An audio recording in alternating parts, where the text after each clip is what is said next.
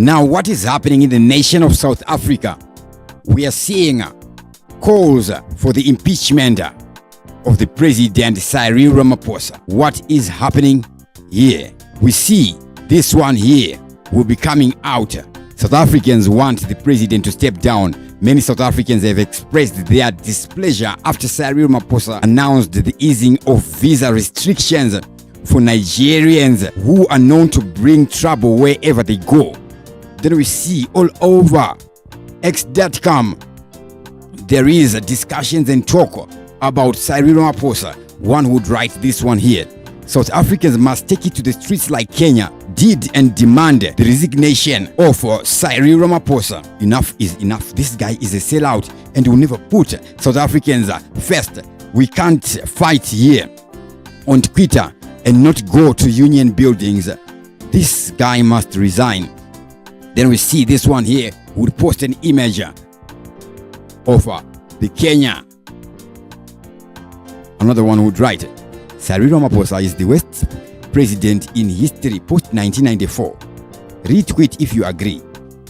President Cyril Ramaphosa, Nigerians, TMB Nkadimengi. What would have happened that would lead to this? One would write this: hit and like if you agree. Cyril Ramaphosa must be removed. Another one would write: if you agree, Cyril Ramaphosa, he is useless. Then we see another one would edit a whole poster there: unfit, malignant, cruel, lazy, criminal, hateful, lying, racist, shameless, narcissistic, sociopathic, and dangerous.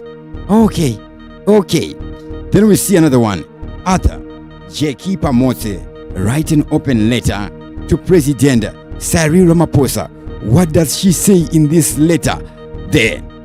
This is coming following President Cyril Ramaphosa's announcement of a simplified visa process for Nigerian nationals. There have been calls for his resignation from various political quarters in South Africa. This reaction stems from concerns regarding the implications of easing visa restrictions amid ongoing domestic challenges and the recent electoral losses faced by the ANC, the African National Congress. So this has to do with their foreign policy there. On 3 December 2024, during the South Africa-Nigeria Bi-National Commission session, President Ramaphosa revealed that Nigerian tourists and business people could now apply for visas without submitting their passports initially. This change includes provisions for 5-year multiple entry visa for qualifying Nigerian business people, aimed at strengthening bilateral relations and fostering economic growth between South Africa and Nigeria. Political backlash. The announcement has sparked significant backlash from opposition parties and some members within the ANC. Critics argue that easing the visa restrictions could lead to increased immigration pressures and security concerns, particularly given that South Africa has existing challenges with crime and unemployment. The timing of this policy change has raised eyebrows, especially after the ANC's recent electoral defeat.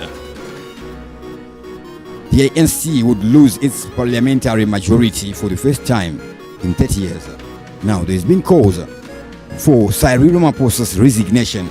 Some political figures are calling for Ramaphosa to resign, citing that the decision to simplify the visa process is a misstep that could exacerbate existing socio-economic issues in South Africa. They argued that the government should prioritize addressing local challenges rather than making concessions that may be perceived as favoring foreign nationals over South Africans. Now these guys, they are getting louder and louder and louder on social media. And for sure, Cyril Ramaphosa in South Africa there is under fire, like under real fire, like in big trouble, in big trouble there. Now, the open letter, date 4 December 2024. Dear Mr. President of South Africa, I don't even know how to introduce myself. At this point, it doesn't matter. I'm just a commoner, born in this country but living with extreme fear. We have lost so much faith and respect for your leadership. Your government is raging fire. When will this storm end? When will you hear us? And are you not a father? Your kids are dying. I'm writing to express my deep concern about the growing threat of human trafficking, gender-based violence, GBV, and other violent crimes in our country. Your recent statement allowing Nigerians to travel to South Africa with ease has sparked fear among many citizens who worry that this will open the floodgates for criminals to enter and operate freely.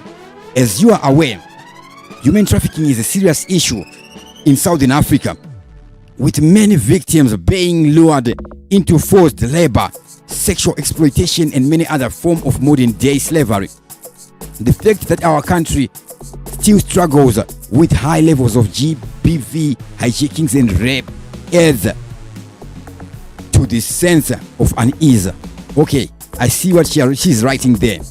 Yes, I think it's indeed there are no humans to traffic in Nigeria. Nigerian businessmen should stick to trafficking humans in Nigeria. Okay, who am I to comment on this? Let me continue.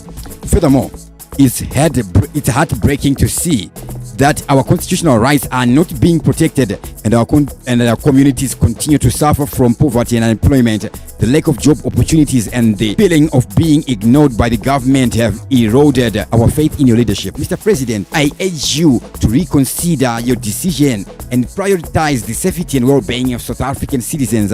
Our children deserve to grow up in a secure and stable environment free from the threats of violence and exploitation. We need a comprehensive plan to address human trafficking, GBV, and other violent crimes. This should include increase the funding for law enforcement and social services to combat human trafficking and support victims, education and awareness programs to prevent human trafficking and GBV. What are you really doing for the youth? You have suggested that more Nigerian products be placed on our shelves, yet our own entrepreneurs struggle to get these opportunities. Have you seen what's happening with Drip? As a businessman, what did you do? Strengthening of border control measures to prevent the entry of criminals and traffickers.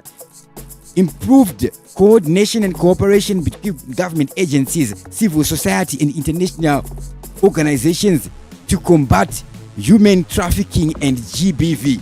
Additionally, I urge you to address the root cause of poverty and unemployment, which are often linked to crime and violence. This includes investing in education, job creation initiatives, and social welfare programs.